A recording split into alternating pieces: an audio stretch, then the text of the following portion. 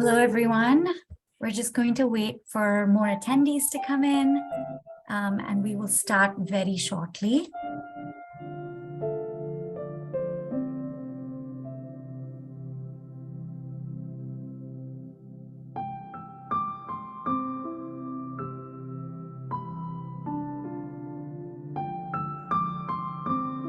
Okay, I can start off. Hello and welcome, everyone.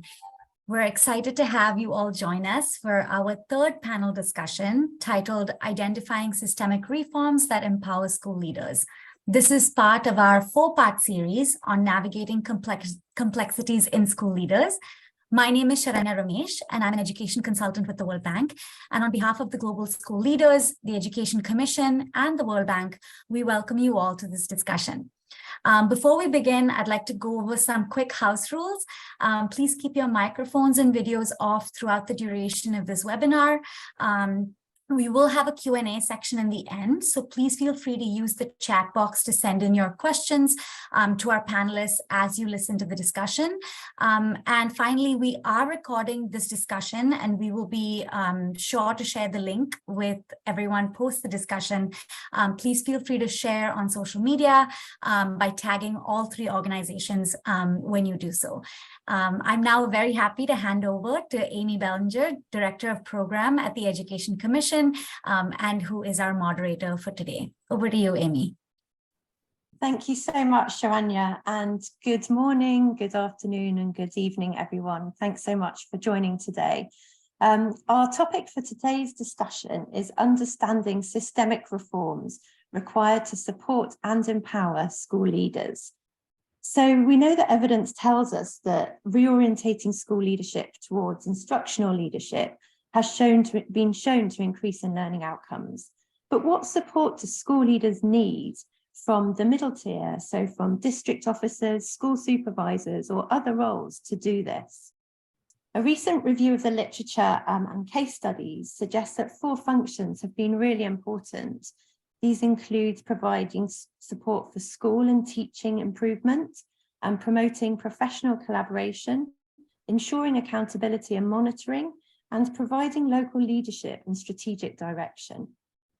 Evidence also suggests that these middle tier roles can be particularly important in countries where school leaders are inexperienced or lack the professional development and support, and that by providing support from the middle tier can have a really strong improvement in the overall leadership of those schools. But let's hear from the experts today and from their practical experience of working with school leaders and the middle tier in improving school leadership. I'm delighted to say we have a fantastic panel who'll be exploring the question about whether scarce resources should be used to help change the practices of this middle tier to support school leaders. So we have Kruti Bharucha, who's the founder and CEO of Peepul India. We have JP Mugiraneza, who's the lead for Leadership for Learning Rwanda at Education Development Trust. And we have Michael Boakye-Yiadom, who's the Director General of the Ghana Institute for Educational Planning. Welcome, all of you. We're delighted that you're with us. So let me start then just by asking you all just to share a little bit really about how the middle tier and school leaders work together in your context. What roles are involved, what works and what doesn't work in that. So I'm going to ask JP if I could start with you just to share your experience of working with the middle tier and with school leaders in Rwanda.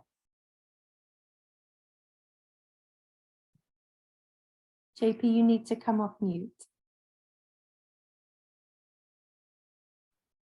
Yeah, sorry, I was speaking on mute. So thank you very much, Amy, and thank you to everyone who is attending this webinar. I'm Jean-Pierre Mugiraneza, but you can call me JP as JP is doing, as Amy is doing, and I'm working at Education Development Trust. I'm working on a program being implemented in Rwanda. The program is called Building Learning Foundation. And the insights and information I'm sharing in this webinar is collected from the implementation of that program, BLF. So that's a hard question, Amy. School systems are very important in terms of making impact. As we all know, school leadership is the second in terms of making impact on learning outcome. Apart from teaching, then the school leadership is next. So when it comes to middle tier leaders, it is very important that schools start strengthening their systems in a way that there is a strong middle tier leadership that is supporting school leadership. Speaking from our context in Rwanda, we on BLF program, so we have middle tier leaders supporting their school leaders in two roles. The first role is to support the school leadership in general. That includes supporting the school improvement planning process, supporting the design of that plan, supporting the implementation of those plans, and more importantly, supporting the monitoring of all planned activities. And no a head teacher or a school leader will not be able to monitor every single activities without the support of their middle tiers. So that's a very important role.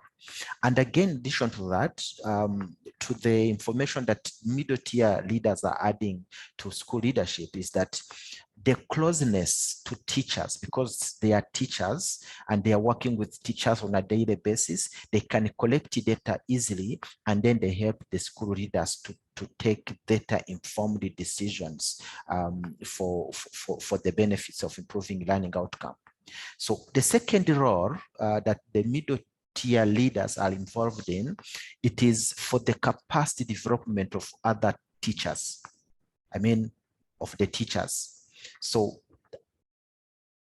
having these school middle tiers kind of establishing the link between teachers and school leaders, then we have them not only supporting teachers, but also training their peers. In our context, we have middle tier leaders whom we call school subject leaders.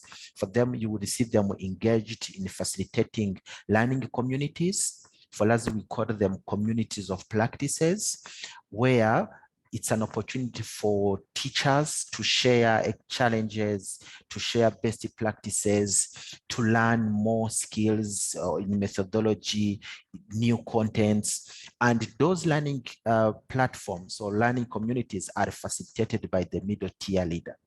That's very important, because with the changing worlds, we need teachers who keep learning, who keep improving their skills. So, Amy, in response to your question, they can play two roles. One is supporting the school leadership and management, and secondly, they are involved in the capacity development of teachers. Thank you. Fantastic. Thanks very much, JP. So let's turn to Michael. How does the middle tier support school leaders in Ghana?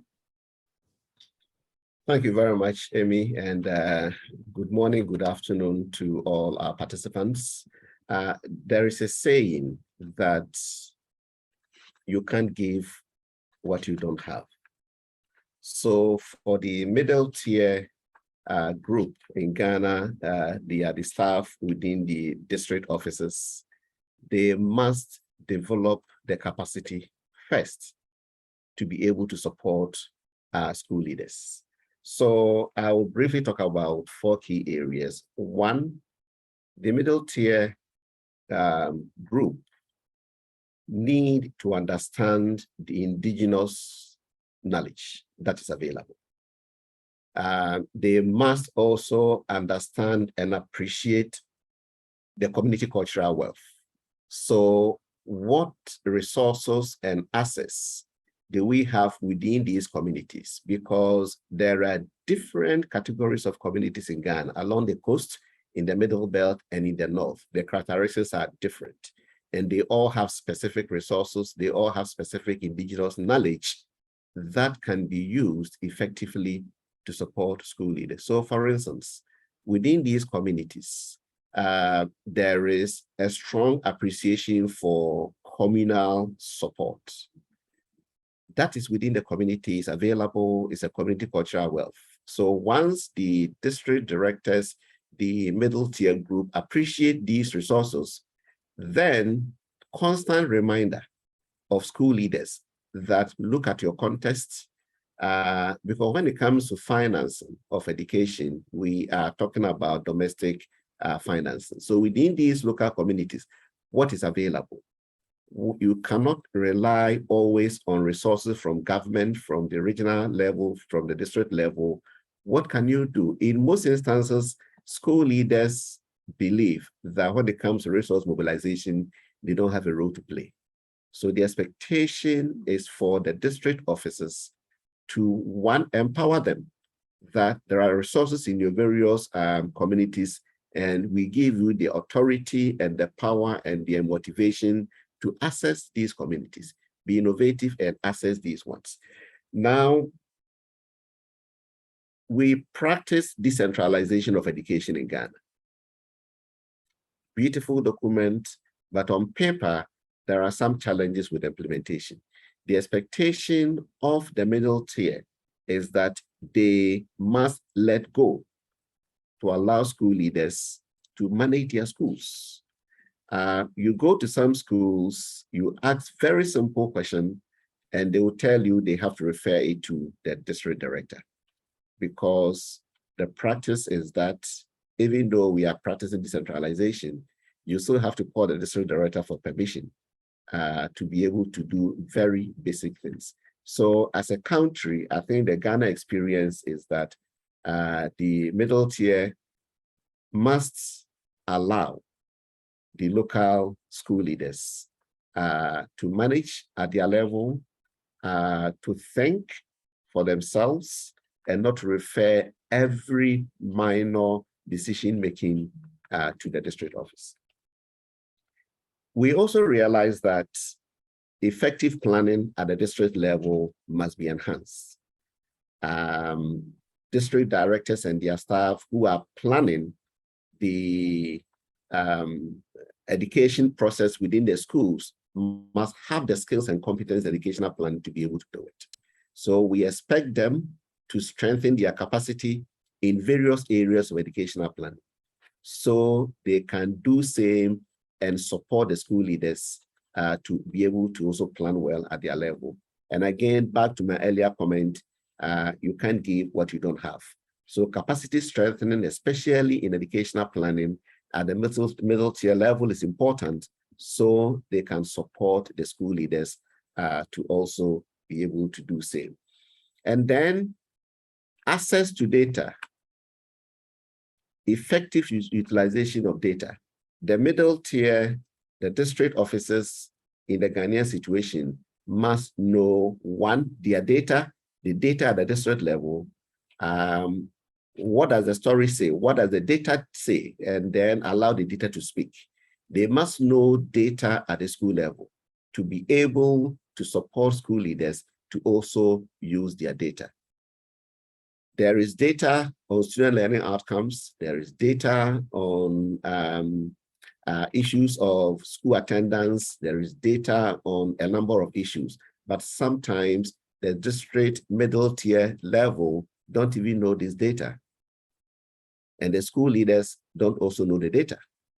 And therefore, when it comes to access to data, when it comes to even knowledge of one's own data, and when it comes to the effective utilization of data to drive change, it becomes a challenge. So the expectation is for the middle tier to play a huge role in making data available, in empowering and developing the capacity of school leaders to be able to use their data to drive change. And then finally on this, I will also want to mention that if all this is done and the school leaders are aware of their own context, are aware of their resources, are aware of their data, and strengthen their capacity in the utilization of the data for change, for transformation of education, then we would have a good foundation to build on at the district level and also at the school level.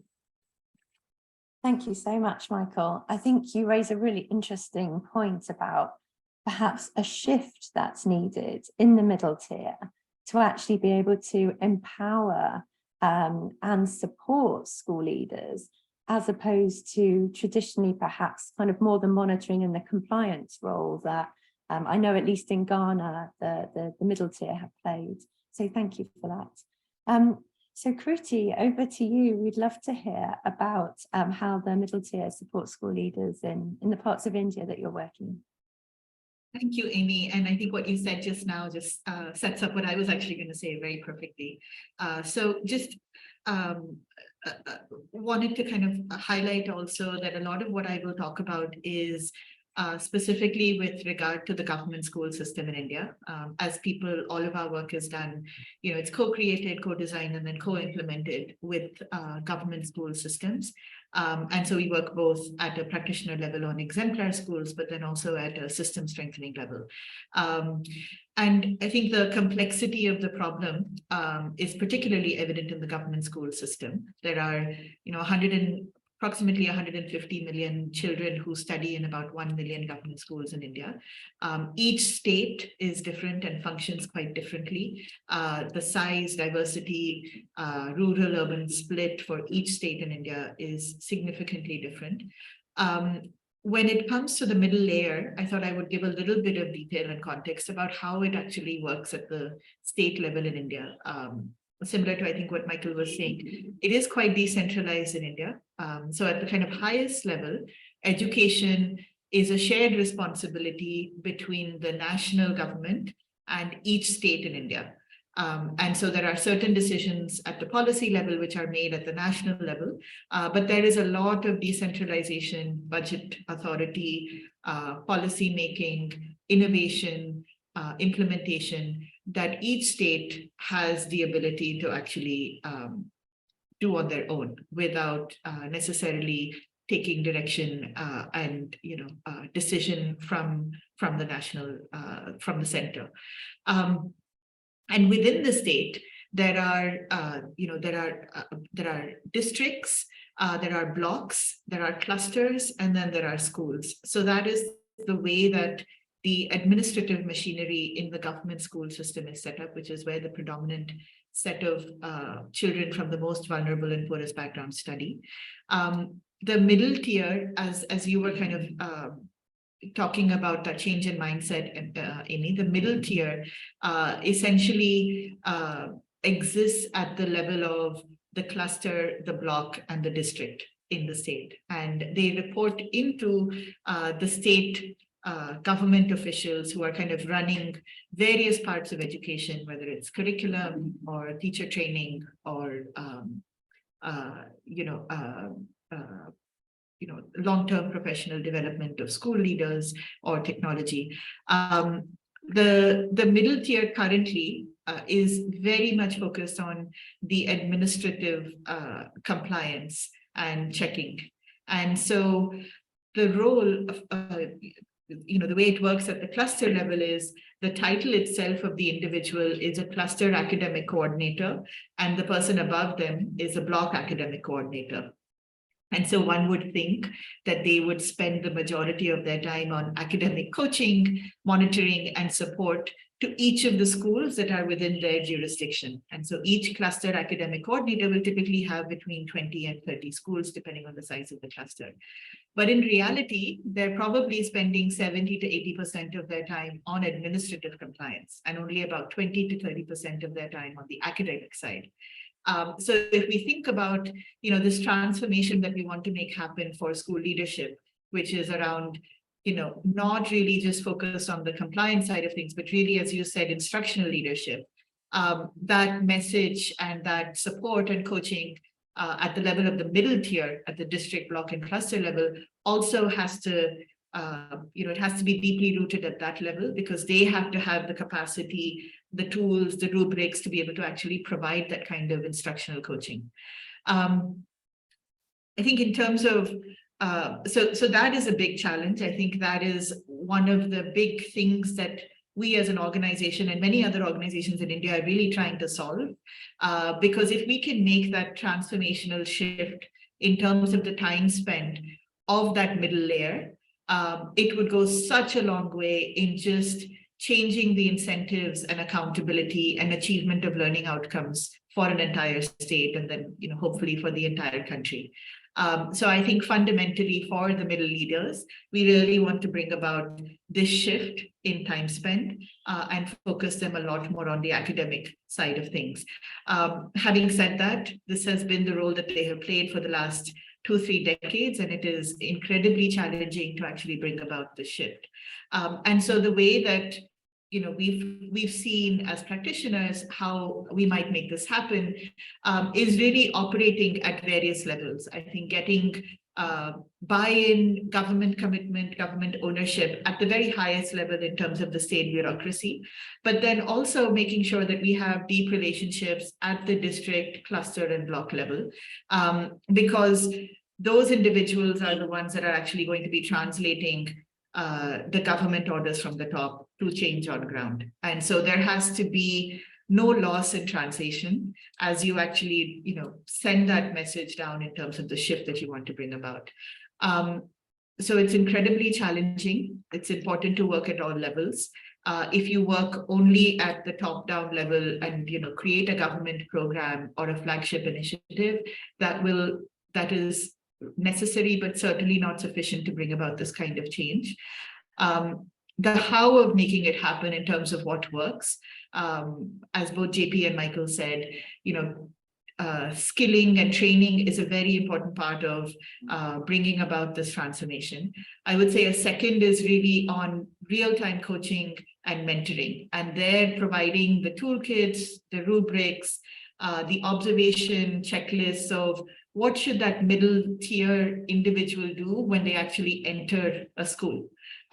Because it's one thing to say they should spend 70% of their time on academic duties, but when they go in and they don't know how to effectively observe a classroom, that kind of just puts into question the entire purpose of what we want to do. So I think providing those toolkits, rubrics to provide effective coaching and monitoring. And then finally, pulling it all together, collecting data from each school all the way to the top in terms of data dashboards that will then influence incentives and accountability. So making sure that then there is a reward and recognition system and the right accountability metrics in place to be able to actually recognize excellence, and then to be able to not penalize, but actually to identify where there might be leaders that are struggling, whether it's due to constraints, whether it's due to capacity. And so what we have seen work is when you try and do all of these things together in a proper sequence, the skilling, the coaching and mentoring, and then the incentives and accountability. Thank you so much, Kruti. And I think you raise a really good point around coherence, and that actually you need coherence at all levels in the system, and aligned incentives, empowerment, training, professional development at all levels, really, to ensure that the whole system is aligned towards learning, which is why, as you mentioned at the beginning, the leadership from the top is so important. Thank you. That's really helpful just to set the context of the countries in which you work in. I'm now going to dig down a little bit deeper with each of you. So JP, I know that you and EDT also work in Ethiopia. We were just interested in understanding some of the differences between the middle tier models in Rwanda and Ethiopia, but also what new forms of collaboration you're seeing, whether that's behavioral or organizational, to make this, I think, mindset shift. Kruti, you mentioned, how do different roles have to work together differently to make that shift in alignment and greater coherence with a focus on learning? So JP, I will ask you that question, please. JP, you're on mute again. Yeah, that's another good question, Amy. So now I'll be changing a bit and talk about the middle tier. I mean, the leaders of learning, which I didn't talk about in my first response. So the middle tier in Rwanda, briefly, we have leaders of learning who are kind of in charge of capacity development of other school leaders in their clusters. I mean, in the sense that Kruti and Michael explained, and I won't come back to that. I will immediately answer to your question. So when you compare our approach in Rwanda and the approach in Ethiopia, we have similar approaches. They all rely on having experienced head teachers with many years of experience, whom we think when trained, they can ensure the capacity development of their colleagues, I mean, as school leaders. Starting from Rwanda, we have national leaders of learning and local leaders of learning. And these are the roles, the middle tier roles we created in the system to play the role that Kruti has just explained, establishing that linkage between the school and the system itself, but also ensure the capacity development of other school leaders. And as a matter of fact, when they were selected, these middle tier leaders, they were the role models. I mean, these were the head teachers who had made impact in their schools, and the impact measured against improving learning outcome.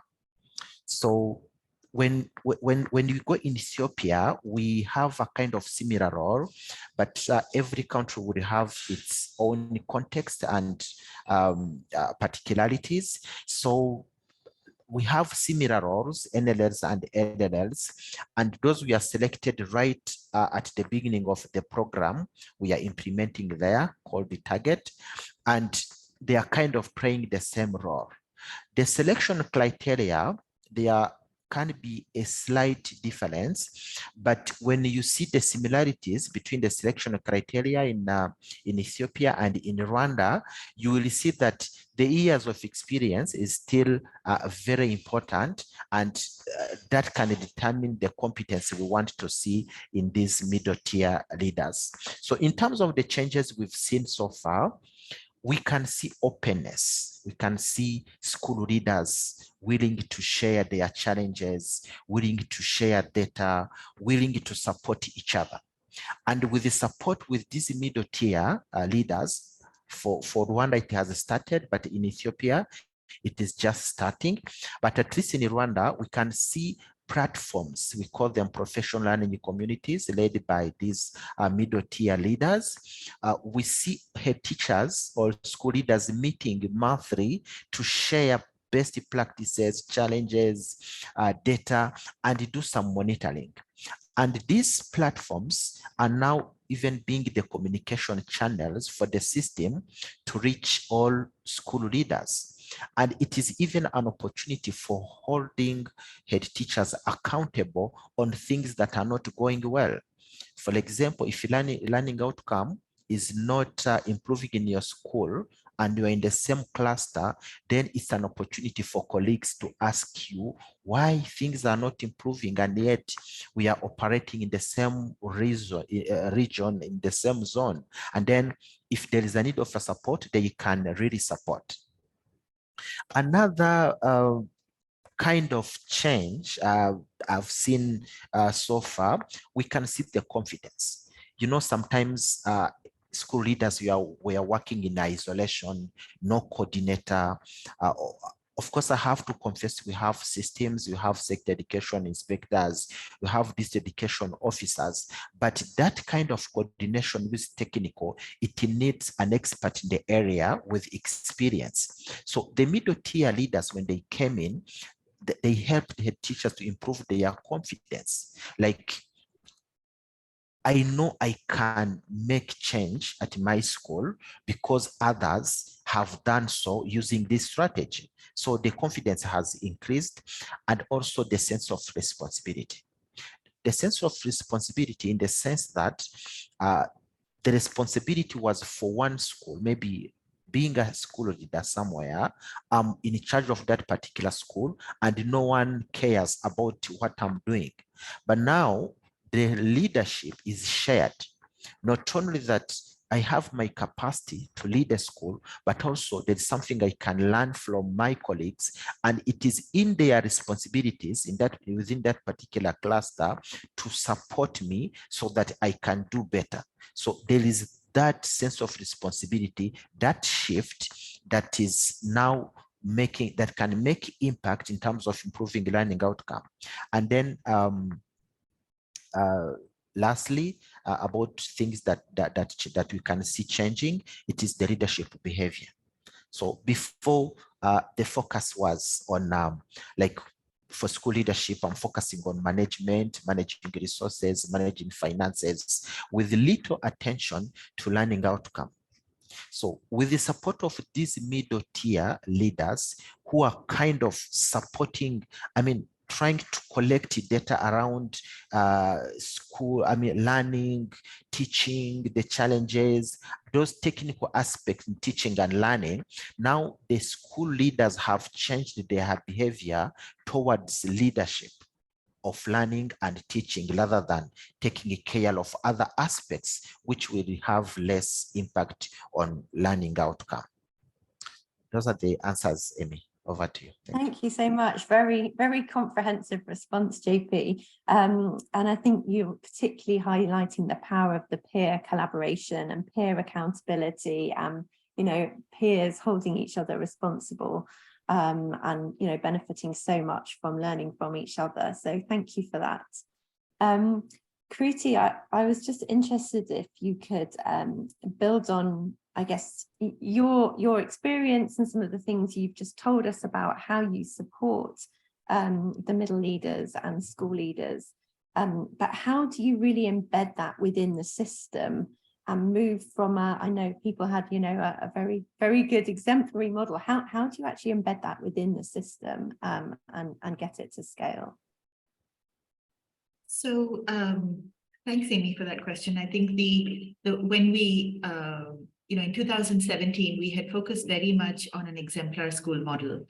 This was a public-private partnership school that had been set up in Delhi. It was intended to kind of pioneer sustainable PPP models for India. When the school opened, it was quite a success because it showed a bar and a quality and an excellence that was unexpected of a government school, given the cost constraints, the challenges, the staffing constraints, and so on. And so the exemplar school was very much about showing what was possible. And many people, you can kind of talk about what an ideal school should look like, what that bar on quality should be. But for a lot of people, they are not believing of that bar of success and excellence in a government school setting. And so part of the reason for setting up the exemplar schools was really that, the purpose behind it was seeing is believing, to see what is possible, to see that, for me, the litmus test is, would I send my own child to an exemplar school? And so can we actually hit that litmus test? But then as we had success with the exemplar school, and enrollments kind of shot up, which was again, there was an exponential increase in enrollments from 9 to 300 in just about a year and a half. A lot of state governments, government officials, other senior policymakers came to the school and said, well, this is all very well and good in one school, and maybe you can replicate it in 10 schools. But there are 1 million government schools in India. And what are you actually going to do to actually spread these good practices or make this happen in all of these other government schools across India? And so what we realized was that the exemplar schools are a demonstration. They are a showcase of what is possible. And a lot of what we believe is possible is in what the school leaders do in the schools, the kind of classroom practices and techniques that happen, and fundamentally an improvement in teacher-student engagement. I think that is the anchor of all of our work. The government schools have gotten enrollment and attendance quite sorted, but engagement is where learning really stops and it doesn't happen. And so the focus of all of our work is really how do you show what great engagement looks like and true student engagement. The challenge is, as people came to us and asked us, the challenge for us became, well, how do we now scale this model? Is just spreading this through teacher training going to be adequate in a government school setting? The answer again to that was no, because if you just train the teachers, but you don't coach and capacity build the school leaders, that's not going to be enough. If you only work with the school leaders, but you don't work with the broader system, again, the school leader may be innovating and doing incredible work, but if they don't get recognized by the system and rewarded by the system for that phenomenal work, they will stop doing it at some point. And so the focus of our efforts really became, when we thought about working with government, it became, how do you actually create student engagement, high engagement classrooms in a government school setting? And so that's how, our three-pronged model of teacher skilling, mentoring and coaching of the school leaders, and then the incentives and accountability came about. However, so doing it at scale in a state like Madhya Pradesh, which has 100,000 schools and 300,000 teachers, is not easy, because again, you can do it in a couple of districts. Doing it across 52 districts that exist in a state is of a completely different scale, and you have to create new models of delivery while maintaining that same level of quality. I think one of the secret ingredients to making this possible at scale is really the kind of communication and dissemination that you do of your work. And so at the highest level, to be able to co-create, co-design a solution and really have it become, to build the trust relationship with the government and get it to a point where it actually, where they're, fully meshed and you are fully embedded in their operations, so that you're able to fully leverage the government administrative machinery and the staff machinery and their resources. And in India, governments do have significant budgets to bring about real change and reform. So budgets are not necessarily the issue, but it's really how those resources are deployed and allocated. So at the highest level, to be able to co-create, co-design, and build that trust relationship to create a program which can actually operate at scale, to then be able to identify the role that each influencer or actor or agent of change in the system is going to play, because the head of curriculum has a separate role, the head of teacher training may have a different role, but then there may be district institutes of teacher education that you need to then make sure that you communicate with. And so understanding the role of each agent and how they will contribute to the program, and how you would then make sure that you make them aware of their role and their contribution to that state level program. And the constant undercurrent and that secret ingredient I told you was really around that I mentioned was really around the communication and dissemination at the ground level. And in India, WhatsApp is a fantastic way to be able to do that. I often joke that, education transformation in India at the state level in government school systems and system strengthening happens on WhatsApp.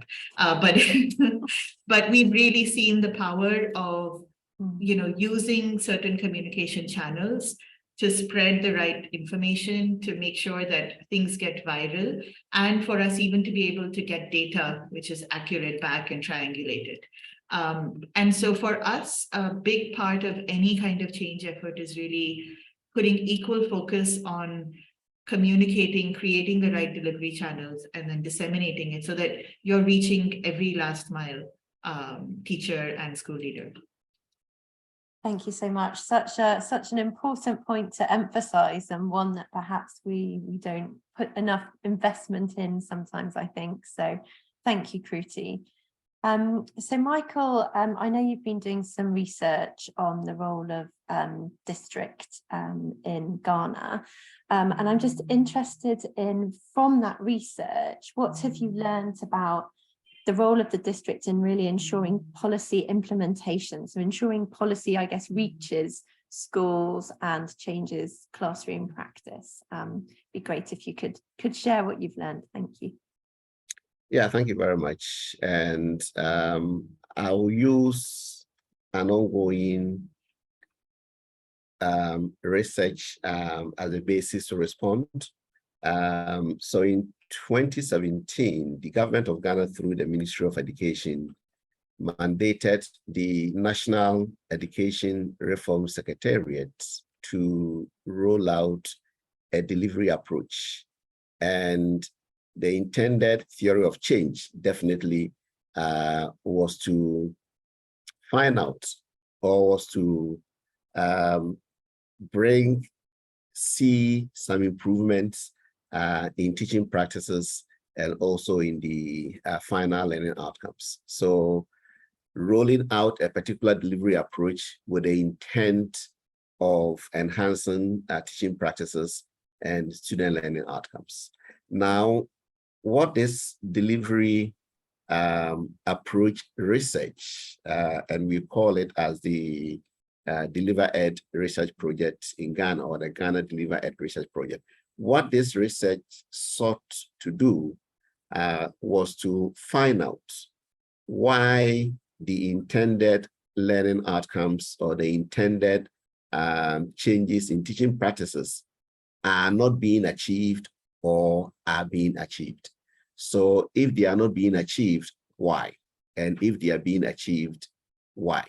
So we set ourselves out to measure almost everything from the beginning to the end. So what are the delivery approaches? What are the various stages and the various stakeholders and the various offices involved within that process till the final output? And what we are realizing, preliminary findings are very interesting. So one, we are seeing variation, big variation in the use of the delivery approach. So there are big contracts in how these performance contracts are being used across the district. So as part of this delivery approach, the national office or the national officers have signed a contract with the Ministry of Education. Regional officers, staff of regional offices have signed a contract with the Regional Director of Education. District staff have signed a contract, and then school leaders have also signed a contract. Now, we are seeing big differences in the use of the performance contract that have been signed. In some districts, you realize that it is very thorough. All staff have good knowledge of the key performance indicators captured in the performance contracts.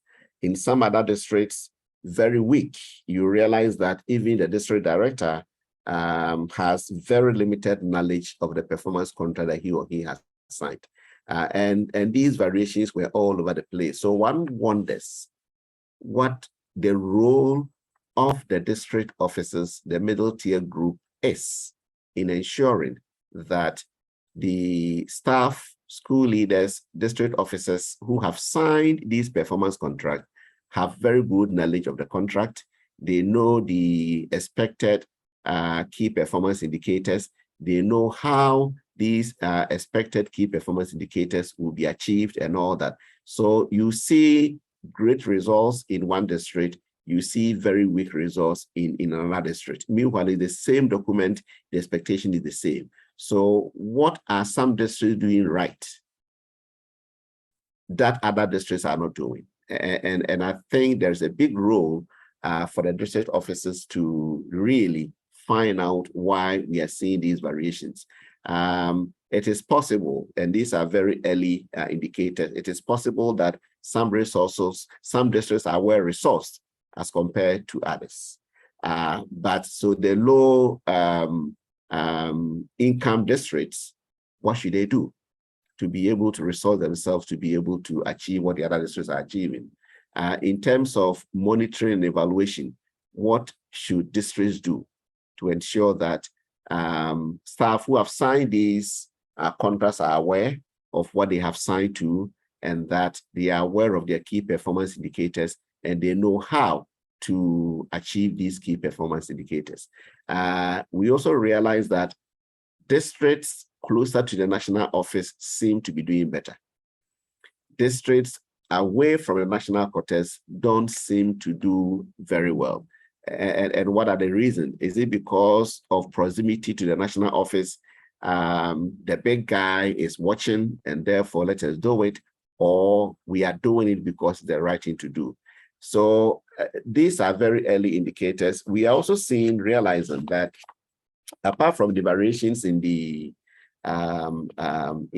performance contracts, there are also some differences in terms of what a particular district sees as a priority versus another district, which is key, because districts have their own context, they have their own issues that are peculiar to their district. So in terms of prioritization, we expect the district offices to realize that you don't expect District A to have the same priority as District B, because the contexts are different. And therefore, when it comes to implementation, allowing the local stakeholders to identify their own priorities and seek to work towards achieving these priorities. We are also realizing that when it comes to accountability and problem solving, there are also differences. Some districts are doing better in issues of accountability.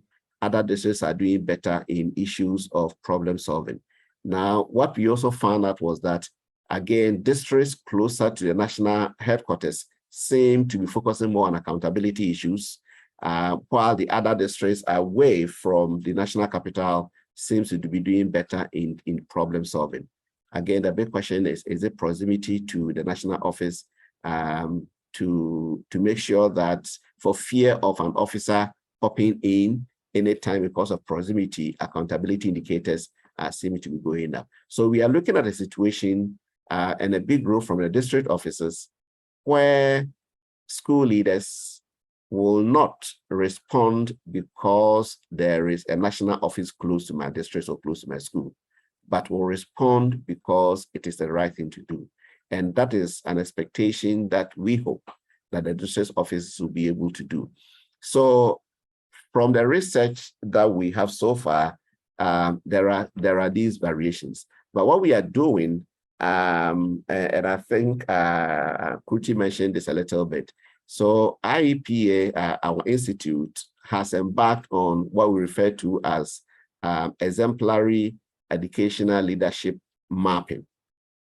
So we are identifying exemplary school leaders, and we are using KUSI's and POSNE's leadership challenge model to help identify exemplary leaders. And we are also using knowledge of one's own data and effective utilization of one's own data also as a criterion for identifying exemplary leaders. And as we identify these exemplary leaders, we've developed a very simple checklist to help us do that. Then we will affiliate school leaders whose data indicate that they are weak to these exemplary leaders to enhance mentoring among exemplary school leaders and the low-performing ones, coaching, and then affiliating schools, low-performing schools to high-performing schools.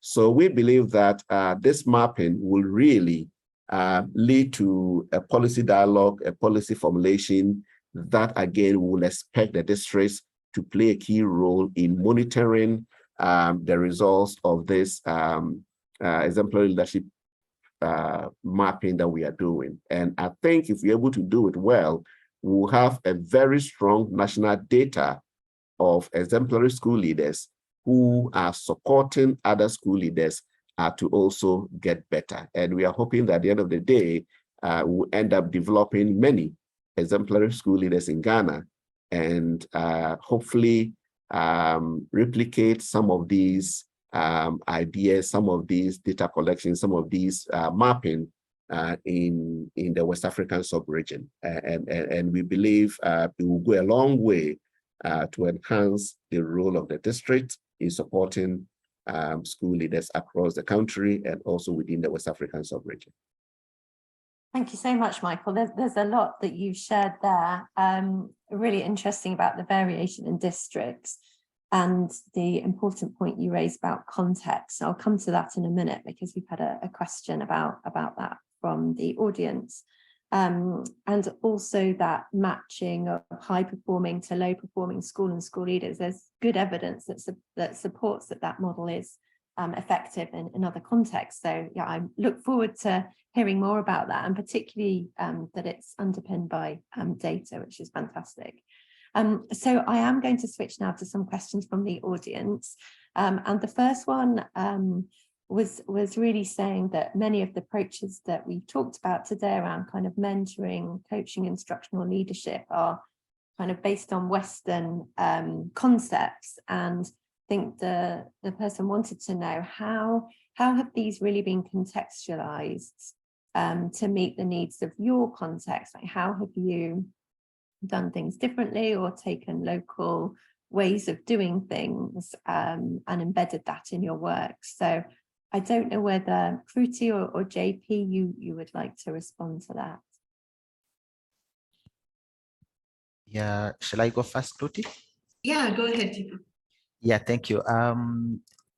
Actually, that's a nice question, and we need to contextualize. We don't have to copy and paste what is happening in the West and just copy pasting them in our contexts, in our countries.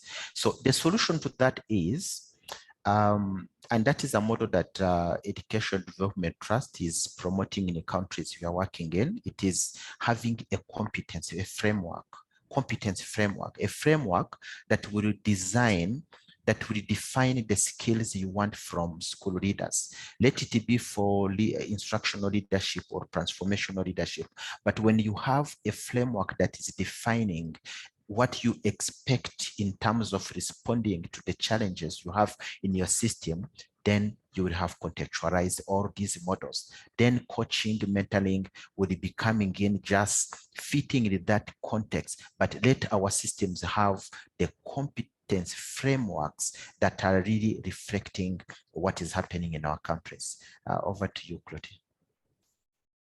No, it's really interesting to hear you say that, because as we've been working on some of the policy issues of the states, we've done exactly that, which is, and the role of a competency framework is that it really helps to create one common language of expectations. And then, we've worked with the state to actually further tier that, so that you have an early stage teacher or school leader, and then you've got a more advanced. And that is very powerful. However, and ideally it should be the bedrock.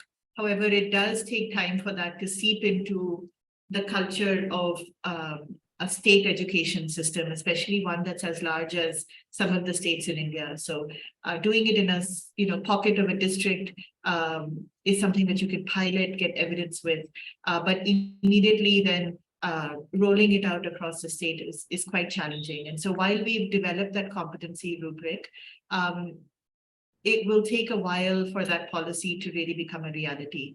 But in the meantime, I think, the mentoring, coaching, training, I don't think they're necessarily, they're not necessarily kind of Western terms that have just been taken and, immediately rolled out in the South context or in the Indian context. I think the way in which we still want to do those three things, as those three things are fundamentally important to bringing about behavior change and systemic improvement.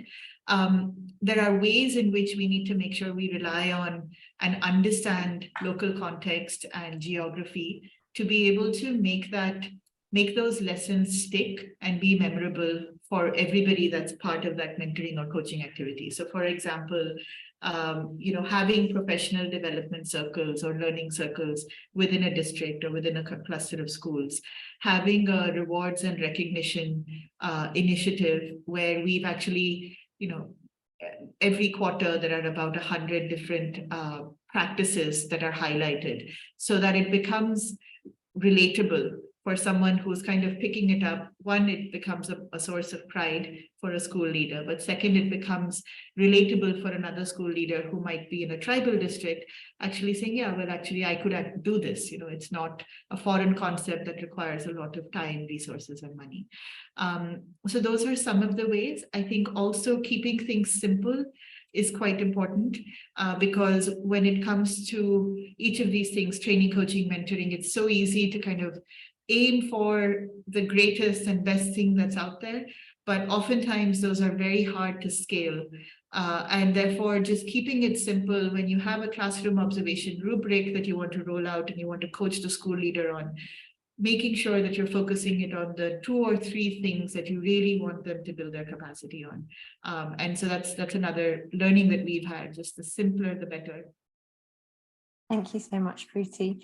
I think my final question, we've had a couple of questions around this, is about sustainability. And how do you make sure that leadership practices and, at school and system level remain orientated towards instructional leadership and the things that we know work when projects end? So how do you build that continuity, that long-term shift in, these attitudes, behaviors, approaches within the system that remain once any initial investment has taken place, which is, a really interesting question. Who would like to have a go at responding to that one first? Yeah, Amy, I can go, and let me also briefly state that mentoring and coaching are very culturally African. From the chieftaincy institution, potential chiefs are mentored and coached by current chiefs. So centuries ago, mentoring and coaching have been practiced in many African countries as a way of preparing potential leaders for the future. So that is very much embedded in traditional African culture. So how do we sustain some of these initiatives that we talk about? I think first, we must own them. We must own whatever initiatives that we are proposing and implementing to transform education at the district level, at the school level, at the national level. We must own them because they are ours. Now, if we must own them, what it also means is that we must understand them within our context. And then we must vigorously pursue domestic financing of some of these initiatives. And I believe that if we work very well on domestic financing, then we can be speaking more on issues of sustainability.